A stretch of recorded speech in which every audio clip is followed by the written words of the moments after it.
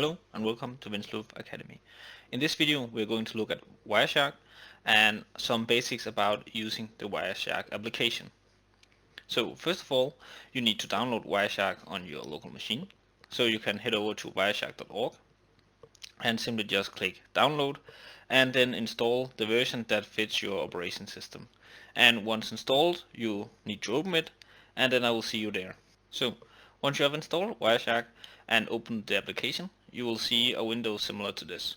And here you can see the different networks connected to your machine. So for my part, you can see there is a lot of traffic on the Ethernet 2 because I'm sitting on a desktop computer and I'm not having any wireless network card attached to my PC. So this is going through my Ethernet cable.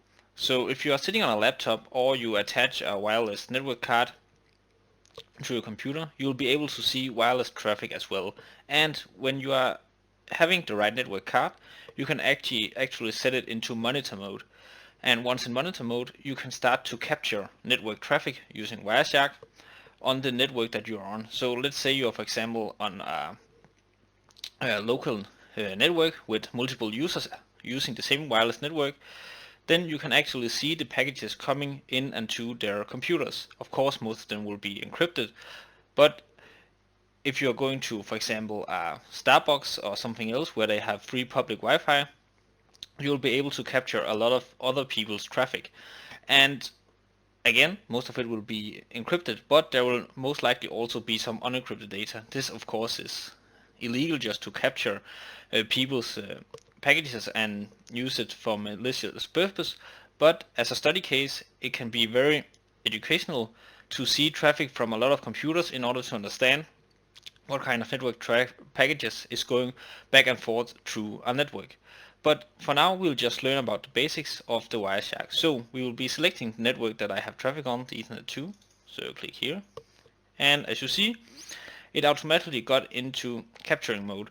So now it's capturing all the network traffic that is going through and from my computer. And if I just click here, it will stop. And then this will be our amount of packages that we just captured. And if I want to capture more packages, I can just click here again and start a new capturing process. But for now, let's look at these packages. So now that we have captured some network traffic, we can see an overview right here. So we're able to see the time of when these were captured. We can see the number of the packages. We can see the source. So what device IP were they coming from, the destination, what IP is they trying to reach, their protocol, some length of the package, and additional info. So if you're unfamiliar with networking in general, such as IPs, different protocols, I recommend that you watch my Network Basics series, which I will have a link to in the top right corner. But for now, let's try to look at some filters. So as you see here, there's a lot of packages being captured just during the time that we had it running, which were a very short amount of time. So you will see that you are capturing a lot of network traffic because all your applications on the computer is running in the background, sending information back and forth. So just because you're not doing anything in your browser, your computer is still communicating a lot with the wider internet or your router.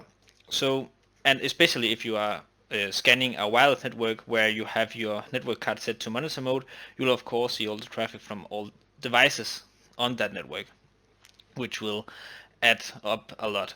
But you can do filtering on packages in Wireshark. So for example, if you're only interested in packages using the TCP protocol, you can just write TCP here, and then you will only see TCP protocols. You can do the same for example, UDP, and you will only see these types of protocols.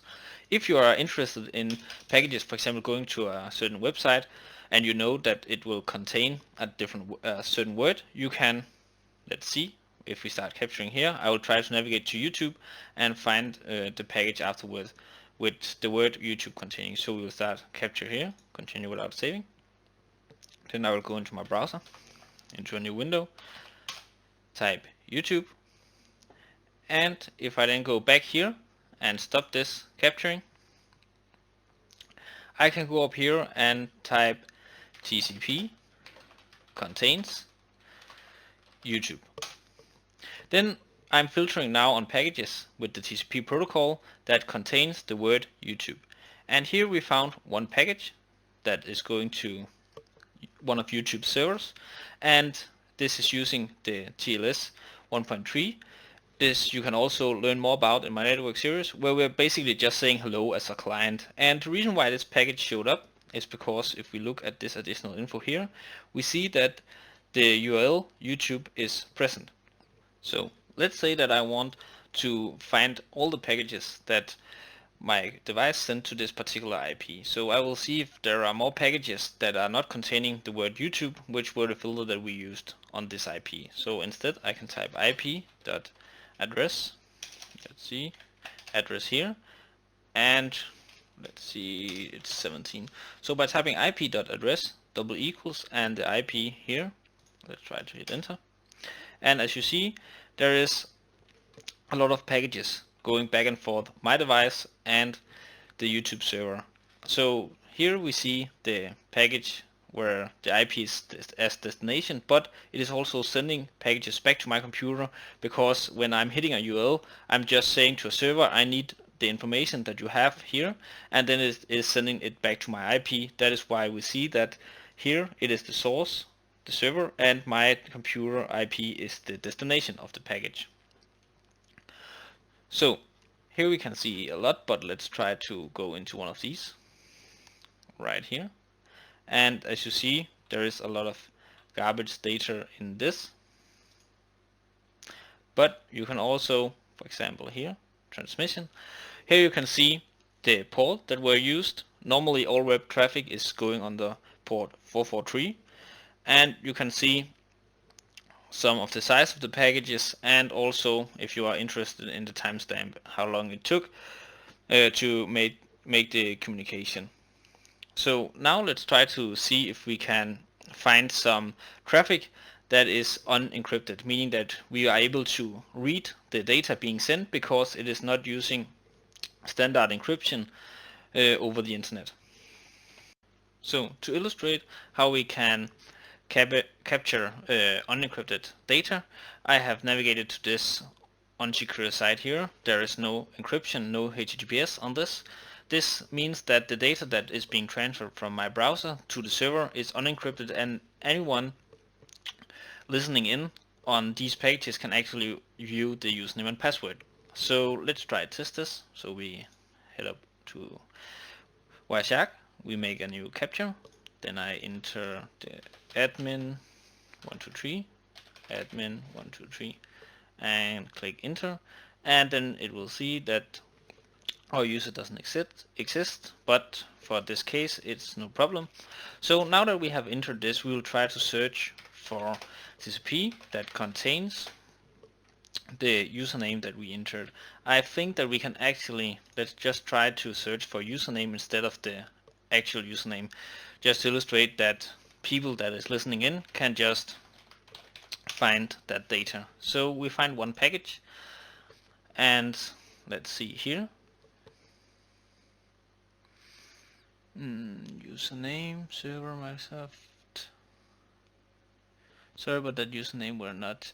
So let's see what it does if we do like so. Oh, let's see what it came under.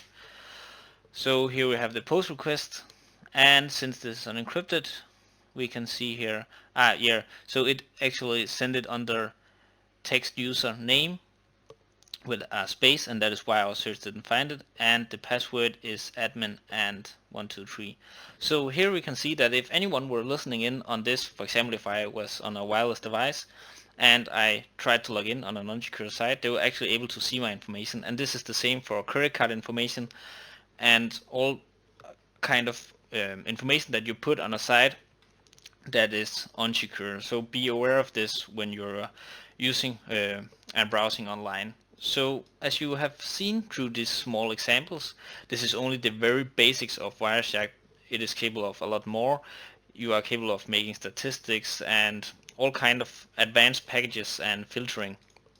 But I recommend that if you are interested in Wireshark in general, that you navigate to the site and see the user guide to learn more about the more advanced stuff that you can do. But now you have been introduced to the basics that enable you to do some network analysis either on your own machine or on your own local network, just to get an idea of what kind of packages is actually being transferred from and to your device, which can be very beneficial not only to investigate possible network problems, but also to see if there are some applications running in the background that is actually sending out and communicating with some malicious servers out on the internet. So I hope that you enjoyed the video, and then remember to give a like and subscribe, and then I will see you next time here on Winslow Academy.